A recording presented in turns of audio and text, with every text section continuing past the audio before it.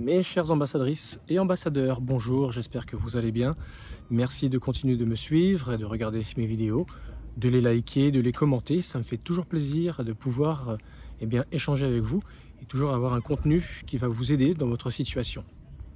Donc la vidéo d'aujourd'hui va porter sur l'homme pervers narcissique. Et la prochaine vidéo, on parlera de la femme pervers narcissique. L'homme pervers narcissique est comparable à un caméléon. Pour quelle raison? Parce que l'homme pervers narcissique fonctionne par clivage.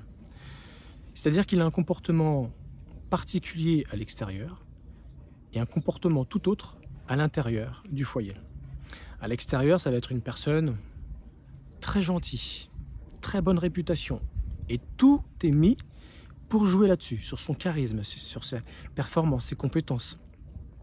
Tout le monde le connaît, avec des éloges, une personne gentille qu'on aimerait avoir comme ami, comme un membre de sa famille, etc., etc. Mais à l'intérieur du foyer, c'est tout l'inverse. C'est un bourreau. C'est une personne qui a besoin de sa conjointe uniquement physiquement et pas sur le plan mental. Ça ne l'intéresse pas de débattre, d'échanger, de discuter. Non, il veut juste que la femme soit au foyer, présente, qu'il sache toujours ce qu'elle fait, où est-ce qu'elle est, à tel ou tel moment de la journée.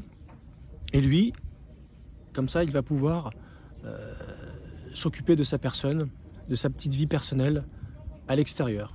D'où le caméléon, c'est-à-dire il change de couleur en fonction de la situation et il s'adapte toujours de manière à faire en sorte que sa réputation ne soit pas entachée et que bien sûr, ce qu'il est vraiment dans le milieu du foyer, que ça ne soit pas su, tout simplement. Alors il utilise plusieurs techniques et on va essayer de voir ensemble toutes ces techniques. Je t'ai révélé qu'il vivait en clivage, mais une technique que tu m'as déjà dû entendre dire, c'est qu'il vampirise sa proie, il vampirise sa femme. C'est-à-dire qu'il va lui prendre ce qui ne lui appartient pas chez lui, il va le prendre chez sa femme et il va se l'approprier. Donc il va utiliser les erreurs de sa femme pour ses attribuer en disant que voilà, il n'est pas capable de, quand il ne veut pas faire quelque chose, parce qu'il ne fait pas ça bien, et la femme va être surprise, elle dit mais c'est moi qui suis comme ça. Pourquoi il s'attribue mes défauts ou mes erreurs ou ce que moi j'arrive pas à faire, comme si c'était pour mettre en écho, en résonance, un petit peu la manière dont se comporte et la manière dont se voit sa propre épouse. Donc il va utiliser tout ce qui ne lui appartient pas de manière à mieux manipuler l'autre. C'est ce qu'on appelle faire un transfert. Il utilise également la technique de ce qu'on appelle la technique du charognard. Donc le mot n'est pas joli, mais quand je vais t'expliquer, tu vas tout de suite comprendre. Donc tu as compris, un pervers narcissique, c'est quelqu'un qui a une double vie, sous forme de clivage. C'est pour ça qu'on l'appelle le caméléon. Une vie au foyer et plusieurs vies à l'extérieur. Il peut avoir plusieurs compagnes, maîtresses, à l'extérieur. Un coup c'est l'une, après ça va être une autre, peut-être c'est plusieurs en même temps. En tout cas, tout ce qui peut faire son plaisir, tout ce qui peut faire ce qui fait qu'il vit sa vie, sa petite vie à l'extérieur, il ne va pas du tout se gêner. Et si jamais, on va dire la régulière s'est rendue compte que voilà, elle a des cornes et que elle voudrait quand même commencer à passer à l'action, qu'il y a rupture, c'est possible. Ils soient en période de rupture, ils se séparent, s'ils étaient mariés, ils divorcent. Donc ça va mettre un coup bien sûr à l'homme pervers narcissique.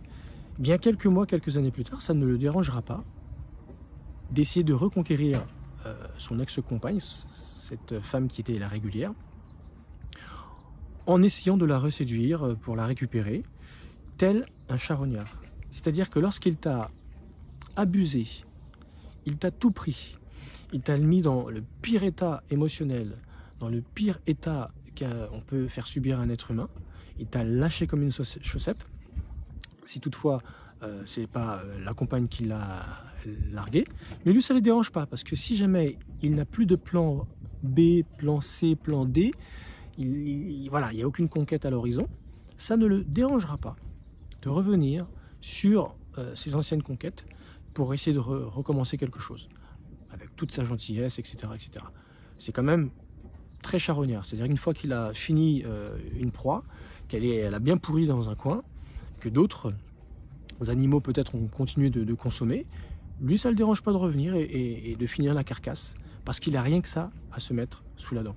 C'est vraiment dégoûtant, c'est vraiment pas du tout humain. On se demande comment une personne peut agir de la sorte, tu te demandes où est sa conscience. C'est pour ça que ça s'appelle la technique du charognard. Mais charognard, désolé pour les personnes qui le subissent. Alors, ça peut être également parmi ses maîtresses. C'est-à-dire que la régulière n'a rien vu, et elle ne voit toujours rien. Et un coup c'est avec l'une, un coup c'est avec l'autre. Il y en a une qui s'est rendu compte que il a une double vie sans savoir qu'il a une régulière. Donc lui fait un scandale, bon ils arrêtent, alors qu'en fait c'était une maîtresse. Il va avec la maîtresse numéro 2. Et puis si jamais ça casse avec la numéro 2 et qu'il n'arrive pas à en avoir une numéro 3, ça ne lui dérangera pas à retourner avec la maîtresse numéro 1. Voilà, ces scénarios de la technique du charognard fonctionnent également dans ce sens. Autre technique que le pervers narcissique homme caméléon utilise, c'est la technique de l'affût. Donc c'est une technique de chasse des animaux, mais lui en réalité il l'utilise lorsqu'il est en manque d'amour. C'est-à-dire que là, rien à l'horizon, ni de maîtresse, donc du coup c'est pas des maîtresses puisqu'il n'a pas de régulière, mais il n'y a rien à l'horizon. Mais il ne peut pas rester seul. Tu sais très bien qu'un pervers narcissique ne peut pas rester seul. Il a besoin de se mettre quelque chose sous la dent. Qu'est-ce qu'il va faire? Il va se mettre en quête, il va se mettre en chasse. Quand il va se mettre en chasse, c'est l'idylle, c'est le trop, le super, ce qu'une personne ne peut jamais avoir en réalité dans sa vie, tellement que c'est trop gentil, il y a trop d'amour. Mais c'est ce qu'il te donne, c'est la phase de l'idylle. Il va te donner tout ce que tu souhaites. Et il va bien repérer ses proies, des âmes sensibles, des femmes, bien sûr, qui vont tomber dans le panneau. Il va comprendre tout de suite leurs carences, leurs besoins. Il ne va pas hésiter, bien sûr, à te faire parler pour savoir exactement ce que tu veux. Il va te le donner à pas d'heure. Il va donner tout son temps, toute son énergie. Et c'est comme ça que tu vas comprendre à quel point c'est un super homme. Donc tu vas tomber dans son filet. Une fois qu'il a compris que tu as des sentiments pour lui, il va refermer le piège sur toi en essayant de t'isoler. Le but, c'est de ne surtout pas continuer une vie dite normale où tu as ton chez toi, tes habitudes, et lui les siennes, parce que du coup, lui, il a besoin de s'approprier sa nouvelle proie.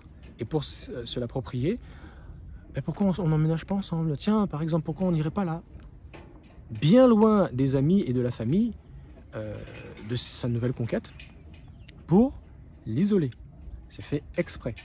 Comme ça, il est sûr que ça va être sa proie à lui. T'as compris un petit peu? Et une fois que, bien sûr, la femme va dire oui, parce qu'elle va avoir l'impression que c'est une poursuite, une suite logique de l'idylle qu'elle est en train de vivre, mais à un autre endroit. Ah oui, par contre, on sera loin de mes parents. Bon, mais c'est pas grave, je serai avec toi. Ah oui, par contre, je serai loin du travail. Bon, de toute façon, c'est pas grave, je prendrai le transport en commun ou j'ai ma voiture.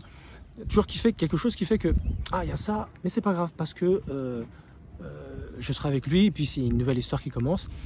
Elle s'est fait tout ce film, et lui, il a bien compris qu'elle se faisait tout ce film, et c'est là que le piège va pas tarder à se refermer sur elle, et il va commencer à montrer son vrai visage en étant désagréable, en faisant preuve de cynisme, et ça va être, on va dire, la suite logique, la culpabilisation, la rupture si besoin, et c'est là qu'il faut faire méfiance, parce que c'est quelque chose que tu es censé te rendre compte lorsqu'il t'embarque dans les différentes étapes que je t'ai déjà expliquées, dans d'autres vidéos, victimisation, culpabilisation et destruction.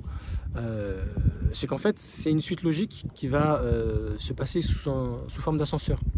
Il va passer d'une étape à l'autre, juste pour tester si tu es bien une proie et que tu ne vas pas t'échapper, et que tu vas rester asservi. Tout le temps.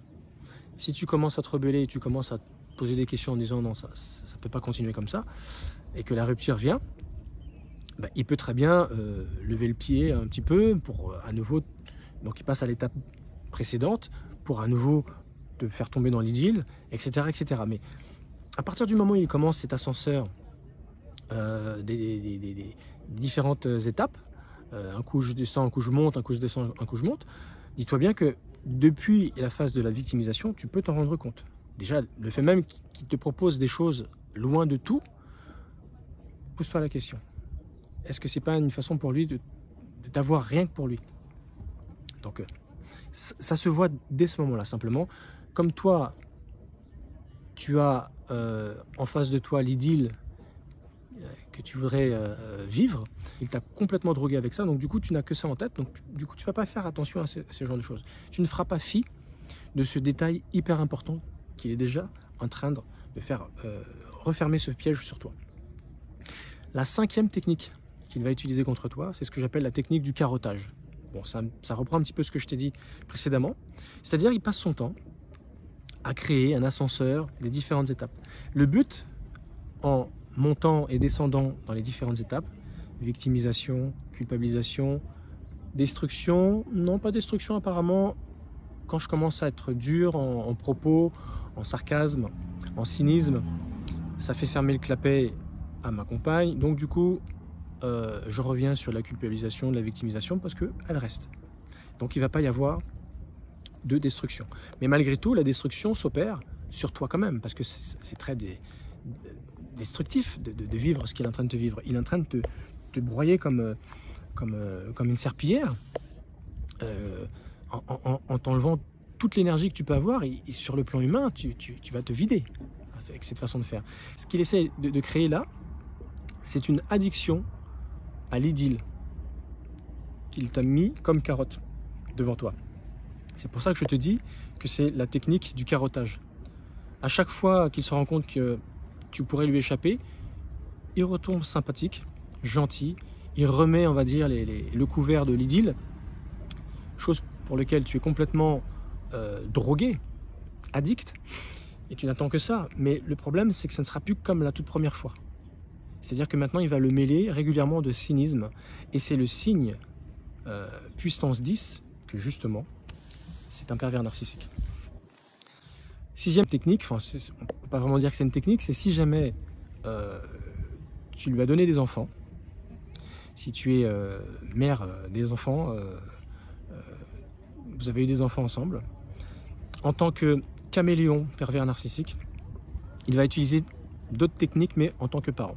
La technique du « je sais tout ». Les enfants doivent faire ci, doivent faire ça. Non, c'est comme ça qu'il faut faire, je sais. Les enfants sont adolescents. Non, c'est comme ça. Il sait tout sur tout. Et on ne peut pas remettre en question. Et en plus, c'est un donneur de leçons. Alors ça, c'est très désagréable. Alors que tu sais très bien qu'il ne connaît pas. Alors si jamais il y a un invité qui vient, il passe un moment dans la maison, si tu poses la question à l'invité, à un invité masculin, admettons, il sera très gêné. Il sera très jaloux, très envieux de voir que tu poses la question à quelqu'un sur quelque chose qu'il pourrait éventuellement te renseigner, mais que tu feras le choix de poser la question à l'autre. Et si tu commences en tant qu'invité à répondre, donner des détails, et que, du coup ça la renseigne sur ce qu'elle te pose comme question, et il va intervenir, mais oui, de toute façon c'est comme ci, comme ça, comme s'il avait besoin de couper la parole pour montrer qu'il sait également, parce que ça l'agace de voir qu'il n'est plus le référent. Et ça l'agace, parce qu'il veut être le référent, il veut être la personne qui dicte comment les choses doivent se passer, qu'est-ce que tu dois écouter tout simplement. La technique suivante en tant que parent caméléon, c'est la technique de la critique perpétuelle. Il passe son temps à critiquer tout le monde, tout sur tout. Donc calomnie, diffamation, jugement. Ça c'est un signe pareil, mais pourquoi il critique autant, il juge autant les autres, comme si les autres sont moins bien que lui. Mais il veut briller, il veut paraître. Donc il ne supporte pas quand quelqu'un fait quelque chose de mieux que lui et qu'il sait que cette personne le fait mieux que lui. Il ne le supportera pas. Il aura également cette tendance à démanteler les principes humains, les valeurs humaines, la bienséance, Alors si jamais tu as une façon de voir la vie, c'est bien, il faut faire comme ça, quand il se passe comme... Non, lui il va te dire que non, on peut faire autrement, et puis de toute façon ça marche pas. Il sera là pour enlever tous les codes, parce que ce sont des repères, les principes et les valeurs. Ce sont des repères pour les êtres humains dans nos sociétés. Lui il est là, toujours par cynisme, toujours braver, aller à l'encontre de la bienséance, des codes moraux, des lois, des codes de déontologie, toujours pour mettre sa personne en avant. Donc du coup, ce qui est marrant, c'est que tout à l'heure, je t'ai parlé de clivage, mais le seul moment où il va vouloir être quelqu'un dans la performance et dans le charisme, c'est seulement quand il sera parent dans le foyer, où il ne supportera pas de ne plus être le référent. Forcément, il y a des enfants qui grandissent, qui ont besoin d'avoir une éducation. Pourtant, il est bien absent, bien que présent physiquement, mais il est absent dans l'éducation des enfants. C'est la vidéo précédente où j'en parlais. Il va être complètement désagrégé, c'est-à-dire qu'il ne va pas s'impliquer, il n'y aura pas un binomage parental avec sa femme. Mais par contre, quand on aborde des sujets où ça peut le mettre en avant, il ne supportera pas qu'on écoute maman ou qu'on écoute le voisin ou le cousin ou le tonton. Ou... Alors, pire quand c'est quelqu'un de masculin, parce que quand c'est quelqu'un de féminin, il n'hésitera pas à reprendre sa grosse voix pour faire comprendre, voilà, c'est l'homme qui décide, c'est l'homme qui dicte. Ça ne le dérangera pas. Donc, au travers de ce démantèlement de principes et de valeurs humaines, ce cynisme qui est là toujours pour remettre à bas tout le bien fondé de choses qui fonctionnent en temps normal, lui, il est là pour démonter ça, démanteler, tout simplement pour imposer ses propres règles. Il veut simplement se mettre en avant. Il n'hésite pas également à s'attaquer facilement aux personnes qui sont gentilles, parce que forcément, on aime les personnes gentilles, et ça l'agace. On parle en bien de ces gens-là. On peut parler pendant 5 minutes, 10 minutes, il y a un tel, ah, t'as vu ce qu'elle a fait, ce qu'il a fait, oh là là, il a le cœur sur la main, elle est formidable. Ah, non, parce que ce genre d'éloge, à ton avis, il aimerait les avoir pour lui, tu comprends. Donc, du coup, son malin plaisir, c'est de s'attaquer facilement aux personnes qui sont gentilles. Et comme il sait qu'elles sont gentilles, elles n'auront pas le répondant. Parce qu'il sait pertinemment que niveau méchanceté, elles ne sont pas de cet acabit-là. Donc il sera, quoi qu'il arrive, plus fort. Et il le sait très bien. Donc ça sera véritablement un tyran de la pensée. Le gentil pense de cette façon et il fait les choses toujours par rapport à des valeurs, des principes de vie qui sont honorables, qui sont respectables. Et bien lui, il sera le tyran de la pensée pour dire tout l'inverse, pour simplement enlever là où les gens peuvent se donner de la valeur au travers de bonnes actions. Ça par contre c'est vraiment de la perversion.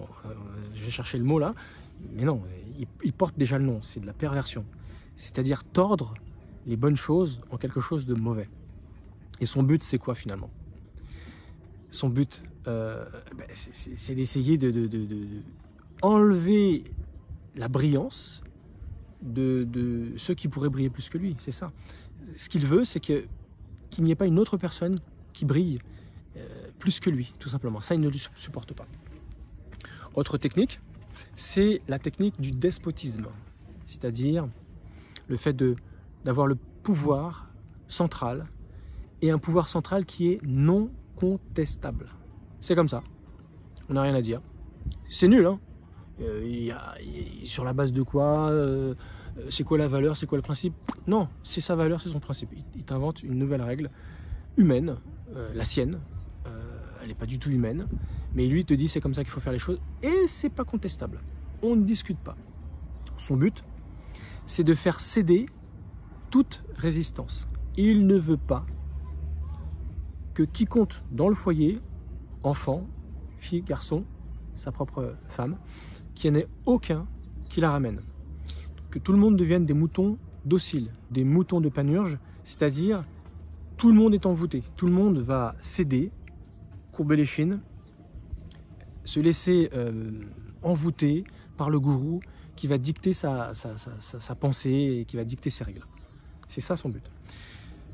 Autre technique, en tant que parent, technique de l'asservissement, c'est-à-dire rendre l'autre esclave. Alors cette technique, elle est terrible. Elle est terrible. Parce que c'est en essayant d'asservir tout le monde, number one bien sûr la femme, mais bien sûr tous ceux qui auront tendance à vouloir résister ou qui auraient potentiellement le potentiel pour, c'est de leur faire abandonner toute idée de bonheur, de vouloir éventuellement penser s'épanouir dans le foyer. Non, non, non. Moi, je te dirai quand tu seras heureuse, quand tu seras... Donc, non. C'est moi qui dois être heureux, si jamais je vous asservis.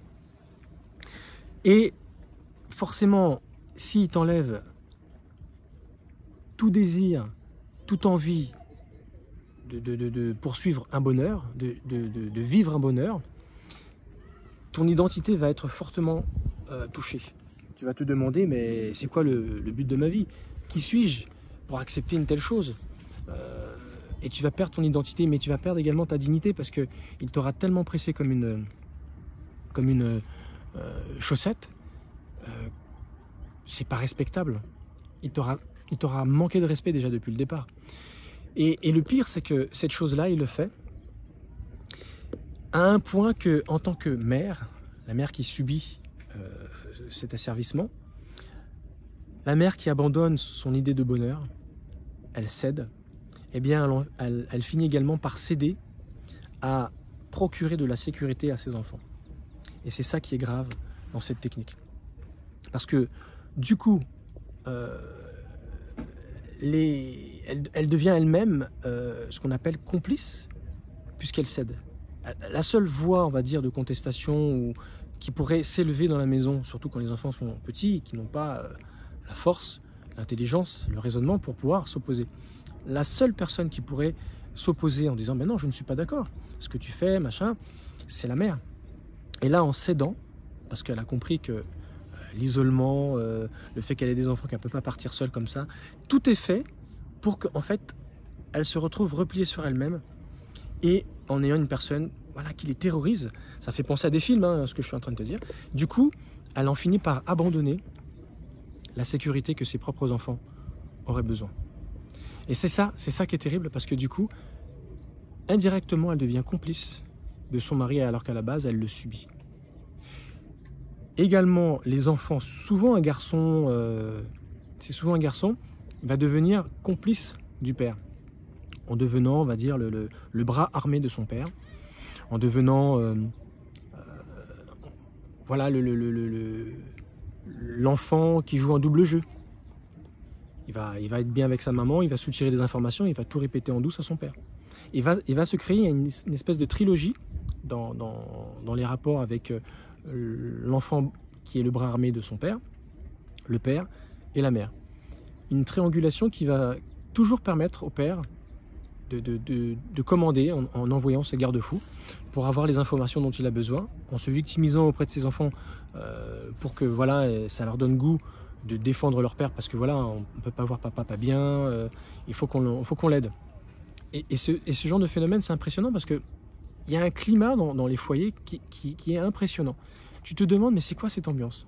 Un coup on est pour, un coup on est contre, même des fois il va créer des fausses disputes avec l'enfant, tout ça, devant bien sûr tout le monde, pour donner l'impression qu'ils se sont fâchés. En réalité, c'est fait exprès pour que la mère console, s'occupe de l'enfant, et en fait elle lâche des informations, ce qui va être répété.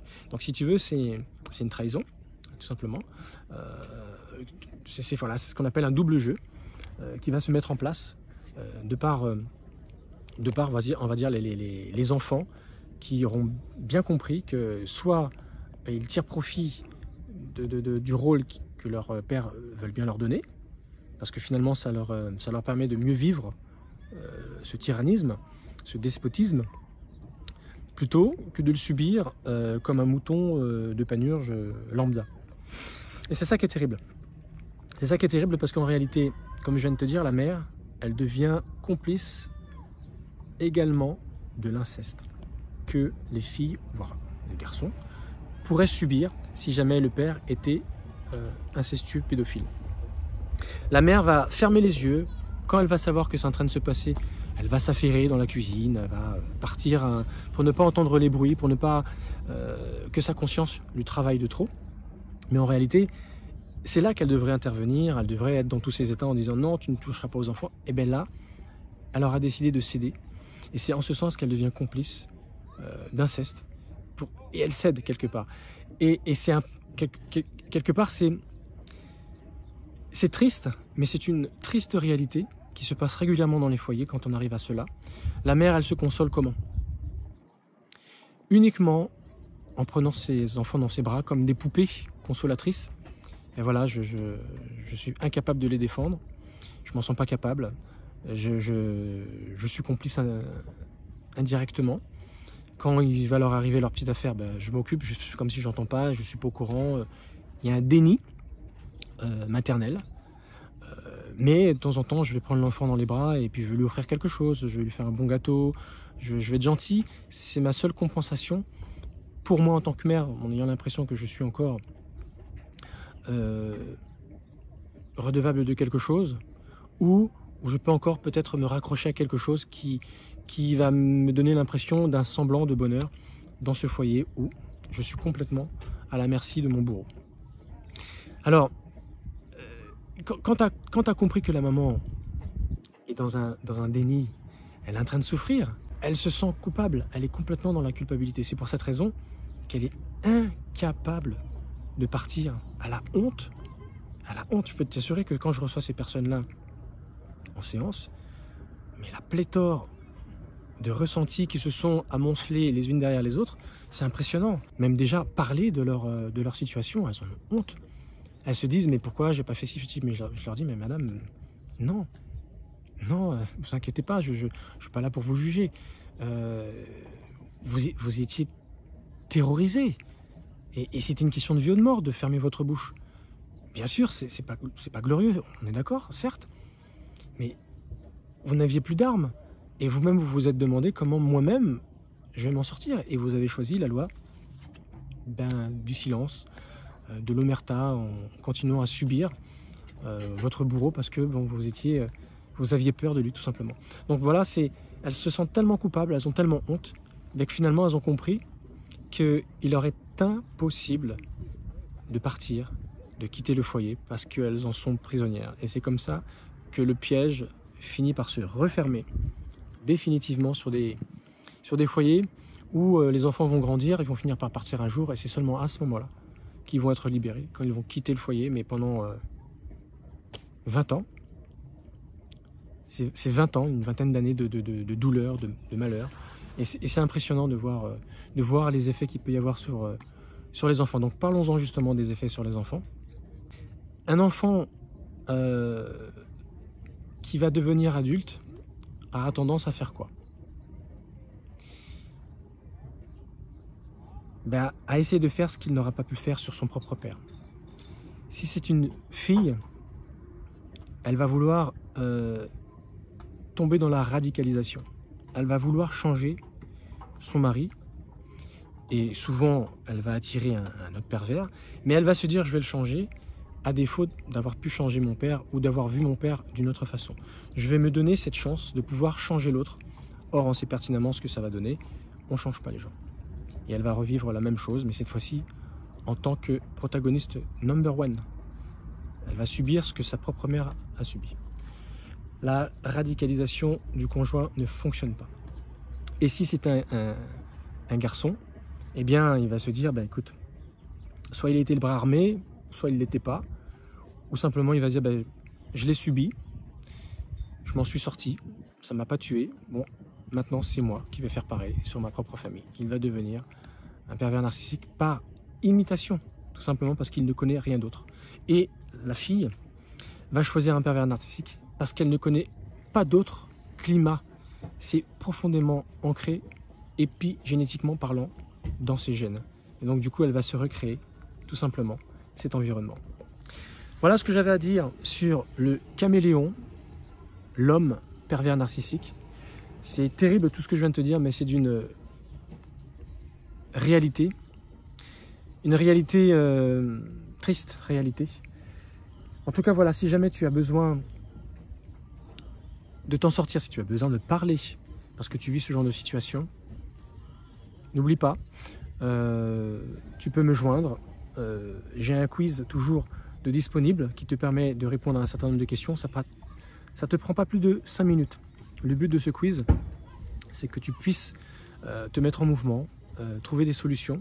Le fait même de remplir ce quiz, de répondre aux questions, ça va te faire un bien tel que déjà ça va te faire du bien rien qu'en faisant le quiz. Après, tu vas être redirigé vers l'aide qui te sera adaptée et je me ferai un plaisir de t'aider dans cette situation.